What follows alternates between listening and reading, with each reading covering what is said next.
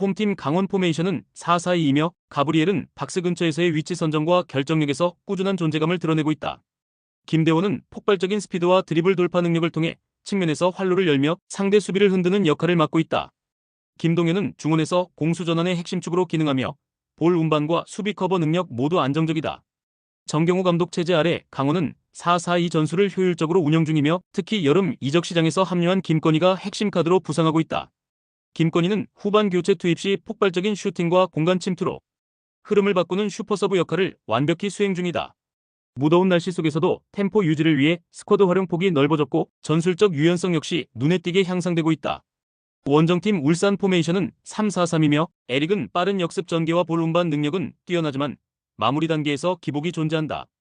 루빅손은 속도감을 살린 돌파에는 강하지만 활동량이 제한적이어서 측면 수비 가담에서 부담을 주고 있다. 보야니치는 중원에서 빌드업과 방향 전환을 맡고 있지만 최근 패스 정확도와 템포 유지에서 반복적인 실수가 나타나고 있다. 무엇보다 김판곤 감독은 팀 상황과 흐름과 관계없이 3백 전술을 고집하고 있으면 선수 운용의 경직성이 경기력 저하로 이어지고 있다. 한때 K리그 최고의 용병 공격수로 꼽히던 말컹까지 영입했지만 전술 구조상 말컹이 고립되는 장면이 반복되고 있다. 후방 빌드업과 이선 침투 타이밍이 맞지 않으며 수비라인 간격도 넓어져 공간 노출이 잦은 흐름이 계속되고 있다. 강원은 조직력과 후반 카드 활용에서 점점 안정감을 보이고 있는 팀이다. 반면 울산은 3백 고집과 핵심 자원 활용 미비로 인해 경기 내내 연결고리가 끊기는 모습이 뚜렷하다. 이 경기는 전술 효율성과 흐름의 탄력에서 앞서는 강원이 주도권을 잡을 가능성이 높다. 홈팀 대전 포메이션은 4-3-3이며 주민규는 박산에서의 위치 선정과 득점이 뛰어나지만 최근 연계 플레이에서의 기동력이 다소 아쉽다. 에르난데스는 측면에서의 드리블 돌파와 공간 침투 타이밍이 위협적인 자원이지만 더운 날씨 속에서 활동량 유지가 쉽지 않다. 김현욱은 중원에서 볼 배급과 탈압박에 장점을 가진 자원이지만 전방으로의 전개 템포가 느려지는 상황에선 영향력이 떨어진다. 대전은 공격 전개 속도를 높이는 데 다소 어려움을 겪고 있고 여름철 강행군으로 인해 전반적인 활동량이 감소하는 흐름이다. 특히 최근 경기에서는 중원과 수비 간격이 벌어지며 간헐적인 실점이 발생하고 있고 전방 압박도 예전만 못하다는 지적이 반복되고 있다. 무더운 날씨와 일정 부담 속에서 전체 라인의 응집력이 느슨해지는 상황이 반복되고 있다. 원정팀 FC서울 포메이션은 4-4-2이며 둑스는 제공권 장악과 타깃 플레이에서 안정감을 보이지만 골 결정력에서는 들쭉날쭉한 면이 있다. 안데르손은 빠른 침투와 좌우 전환에서 유연성을 보여주는 자원이지만 체력적으로는 후반 퍼포먼스가 급격히 낮아지는 경향이 있다. 링가드는 페널티 박스 근처에서의 볼터치 감각은 훌륭하지만 수비 전환 시속도 저하와 위치 선점이 다소 아쉽다. 서울은 김기동 감독 부임 이후 빠른 전방 전환을 시도하고 있지만 전체적인 팀 템포가 들쭉날쭉한 흐름을 보이고 있다. 주중과 주말을 가리지 않고 이어지는 일정 속에서 주전 자원들의 피로 누적이 심각한 수준에 도달하고 있고 수비 라인의 집중력도 자주 흔들리고 있다. 특히 중원 압박 강도가 낮아지며 후반으로 갈수록 공간을 허용하는 구조가 자주 드러난다. 양팀 모두 여름철 체력 부담과 일정 압박 속에서 경기 운영에 여유가 없는 상황이다. 전술적으로 밀어붙일 여력보다는 실수를 줄이며 체력 안배에 집중하는 흐름이 유력하다. 결국 이번 경기는 밸런스가 무너지지 않은 채 조심스럽게 흘러갈 가능성이 높다. 홈팀 대구 포메이션은 4-4-2이며 세징야는 전방에서 창의적인 패스를 통해 공격의 방향을 전환하는 플레이메이커 역할을 맡고 있다. 김주공은 제공권과 연계 플레이에 능하지만 득점 마무리에서의 안정감은 다소 아쉬운 편이다. 카를로스는 간헐적인 침투와 순간적인 슈팅 타이밍으로 위협을 가하지만 활동량 유지에서 기복이 있다. 문제는 수비다. 핵심 수비수 홍정훈이 시즌 9급 부상으로 이탈한 데 이어 외국인 수비수 카이오마저 직전 경기 퇴장으로 이번 경기에 결정한다. 사실상 주전 센터백 2명이 동시에 이탈한 상황이며 이는 곧 수비라인 전반의 조직력 붕괴로 이어질 수밖에 없다. 안 그래도 리그 최하위권 성적으로 강등 후보 1순위로 지목되고 있는 가운데 수비 공백이라는 이중 악재까지 겹쳤다. 원정팀 포항 포메이션은 4-4-2이며 이호재는 박산에서의 침투 타이밍과 헤더 정확도가 뛰어난 스트라이커다.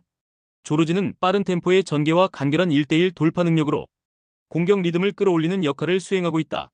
기성용은 후방 빌드업과 중거리 슈팅 모두 가능한 베테랑 미드필더로 경기 템포를 안정감 있게 조율해준다. 포항은 최근 흐름에서 경기력 기복이 크지 않고 무더운 여름에도 스쿼드 로테이션이 비교적 안정적으로 이루어지고 있다. 특히 상대 수비 공백을 공략하는 데 있어 강한 압박과 빠른 전방 침투 전개가 효과적으로 작동하고 있다. 중앙뿐 아니라 측면 공격 루트도 유연하게 활용되며 후반 교체 자원의 임팩트도 좋은 흐름을 유지하고 있다.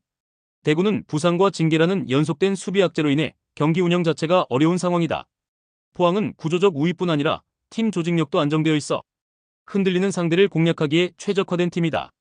결국 이 경기는 경험과 흐름, 수비 안정성에서 압도적인 포항이 주도권을 쥘 가능성이 높다. 홈팀 인천 포메이션은 4-4-2이며 무고사는 박스 안에서의 결정력과 제공권 장악에서 리그 최상위 수준의 마무리 자원이다. 제르소는 좌측 돌파와 크로스 타이밍이 탁월하며 속도와 개인기를 모두 갖춘 윙어로 상대 수비를 지속적으로 흔드는 역할을 맡는다. 이명주는 중원에서 전개와 탈압박, 그리고 이선 침투까지 폭넓은 전술 가용성을 지닌 자원으로 3명이 동시에 살아날 경우 인천은 전방 압박과 속공 템포를 매우 빠르게 구축할 수 있다. 최근 경기에서도 경기 주도권을 유지한 채 공간 활용과 마무리 전환 능력에서 뚜렷한 상승세를 보이고 있다. 원정팀 안산 포메이션은 3-4-1-2이며 제페르소는 전방에서 버티기보다는 수비 끌어내기에 치중하는 유형의 공격수다. 사라이바는 돌파는 좋지만 크로스 타이밍이나 마무리 집중도에서는 여전히 기복이 큰 자원이고 라파 역시 박스 근처에서 활동량은 많으나 중원과의 연계가 제한되어 고립되는 장면이 자주 연출되고 있다. 안산은 수비 숫자를 늘려 실점 가능성을 줄이려는 전술을 고수하고 있지만 압박 간격이 느슨하고 전환 속도 또한 느려 공격 전개가 끊기기 일쑤다. 상대가 템포를 끌어올릴 경우 라인 전체가 무너지는 장면이 반복되고 있다. 인천은 전방 결정력과 전개 속도, 템포 조절까지 모든 면에서 안정적이고 날카로운 흐름을 보여주고 있다. 반면 안산은 수비 라인은 두껍지만 그 안에 조직력은 없고 커버 시점도 계속 어긋나는 모습이다. 이런 흐름에서 인천이 기세를 끌고 가는 건 너무도 자연스러운 그림이며 이번 경기는 전술 심리 기량에서 모두 앞선 인천이 지배할 가능성이 높다. 홈팀 수원 삼성 포메이션은 4-3-3이며 김지현은 이번 경기에서 원톱 역할을 소화할 가능성이 높다. 하지만 김지현은 올 시즌 대부분 2선에서 더 좋은 움직임과 연계 퍼포먼스를 보여준 자원으로 전방에 배치될 경우 포스트 플레이나 버티기보다는 전방 침투 타이밍에 제약을 받을 가능성이 크다. 세라핌과 파울리뉴는 측면에서의 속도와 침투는 우수하지만 결정적인 순간을 만들어내는 마무리 능력은 일관성이 떨어진다. 무엇보다 일류첸코의 부재는 단순한 한 자원의 공백이 아니라 전술 중심 축이 빠진 셈이기에 수원 입장에서는 전개와 마무리 타이밍 모두에서 혼란이 불가피할 전망이다. 원정팀 서울이랜드 포메이션은 3-4-3이며 아이데일과 에올레르는 빠른 측면 전개와 크로스 대응 능력에서 강점을 보이고 있다.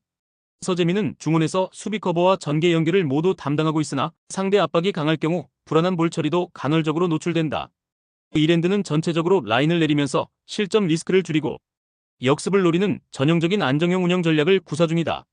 득점력은 다소 부족하지만 수비 전환 속도와 박스 근처에서의 수적 우위 형성은 상대에게 부담을 주는 구조를 형성하고 있다.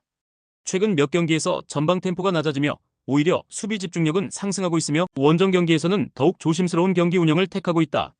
공격 전개가 어긋난 수원과 수비 중심 흐름을 유지하는 서울이랜드의 구조를 고려할 때 이번 경기는 누가 더 먼저 득점하느냐보다는 누가 더 실수를 덜 하느냐가 중요한 경기다. 전체적인 흐름은 무게 중심을 뒤로 둔 전술 구조 속에서 루즈하게 전개될 가능성이 높고 양팀 모두 확실한 공격 전개를 가져가지 못할 공산이 크다. 무승부 시나리오를 중심으로 흐름을 읽는 것이 실전 배팅에서 가장 현실적인 판단이 될 것이다. 홈팀 성남 포메이션은 4-4-2이며 후이즈는 전방에서의 위치 선정과 세컨볼 반응 모두에서 위협적인 움직임을 보여주는 자원이다. 이정빈은 측면에서 드리블 돌파와 컷인 플레이에 강점을 가지며 레안드로와 함께 좌우를 오가며 수비를 흔드는 장면이 많다. 사무엘은 하프라인에서 전개 템포를 조율하고 상대 압박을 피해 공간을 창출하는 역할을 담당한다. 최근 경기에서 김범수, 이정빈, 레안드로 3명이 좌우 측면을 유기적으로 흔들면서 날카로운 전개가 이어지고 있다. 특히 좌우 풀백의 오버래핑도 안정적으로 이어지고 있어 박스 근처에서의 크로스 빈도가 매우 높은 편이다. 원정팀 전남 포메이션은 5-3-2이며 하남과 발디비아는 빠른 전개보다는 연계 기반의 전통적인 투톱 역할을 수행하고 있다. 알베르티는 중원에서 넓은 활동 반경을 바탕으로 공격 전개에 힘을 보태지만 수비 시 전환 속도는 아쉬운 편이다. 전남은 기본적으로 500을 활용해 라인을 내리고 실점을 최소화하려는 운영을 반복하고 있으며 윙백 자원들은 공격 전환 시 과감히 올라오지만 수비 전환이 늦어 측면 공간을 자주 허용하는 약점을 노출 중이다. 특히 좌우 사이드에서 크로스를 막지 못하며 위협적인 장면을 허용하는 빈도가 높아 이번 경기에서 가장 큰 불안 요소로 작용할 수 있다. 전남의 500은 중앙만 두텁게 쌓인 채 측면 대응에는 지속적으로 실패하고 있다. 반면 성남은 폭넓은 사이드 플레이와 짜임새 있는 침투 루트로 경기를 주도하고 있으며 특히 이정빈, 레안드로, 김범수가 살아나는 현재 흐름은 전남의 수비 전환을 무력화시키기에 충분하다. 측면이 무너지면 경기는 기울어진다. 이번 경기는 성남이 그 공간을 지배할 타이밍이다. 홈팀 아스날 포메이션은 4-3-3이며 하베르츠는 전방에서 연계 플레이와 침투 타이밍이 동시에 살아나고 있다. 사카는 측면에서의 파괴력은 물론이고 컷인 이후 마무리 능력까지 완성도가 높아 상대 풀백을 위협하는 핵심 자원이다. 은화내리는 페널티 박스 근처에서의 위치 선정이 날카롭고 순간적 스프린트 능력으로 공간을 벌려주는 역할에 능하다. 특히 미드필드와의 간격 유지와 이선 침투 간격 조절이 유기적으로 이루어지면서 공격 전개가 정교하게 이어지고 있다. 이번 프리시즌에서는 라인 간격을 짧게 유지하며 전방 압박과 후방 커버 모두 안정적으로 운영되고 있다. 원정팀 뉴캐슬 포메이션은 4-3-3이며 머피는 측면에서 빠른 발을 바탕으로 수비를 흔들 수 있는 자원이지만 볼터치 간결성에서 기복이 있다. 반스는 박산에서 피니시 감각은 살아있으나 연계 과정에서의 타이밍이 어긋나는 장면이 자주 포착되고 있다. 윌록은 중원에서 볼 배급과 탈압박 시도를 반복하지만 아스날의 강한 압박 흐름을 감당하기에는 다소 버거운 모습이다. 수비 라인은 간격 유지와 커버 속도에서 일부 불안 요소를 드러내고 있고 측면 전환에 대한 대응도 늦어지는 경향이 있다. 전체적으로 템포 조절이 어려운 구조이며 수비 압박 이후 전방 전개까지 연결되는 과정에서 효율성이 떨어지고 있다. 아스날은 전술적 응집력과 전방 압박에서 확실한 기세를 보여주고 있으며 측면과 중앙을 넘나드는 유기적인 전개로 상대 수비 라인을 무너뜨리고 있다. 반면 뉴캐슬은 수비 안정감과 전환 속도 모두에서 흔들리는 흐름을 반복하고 있으면 공격 전개의 효율성도 템포의 차이 앞에 밀리는 양상이다.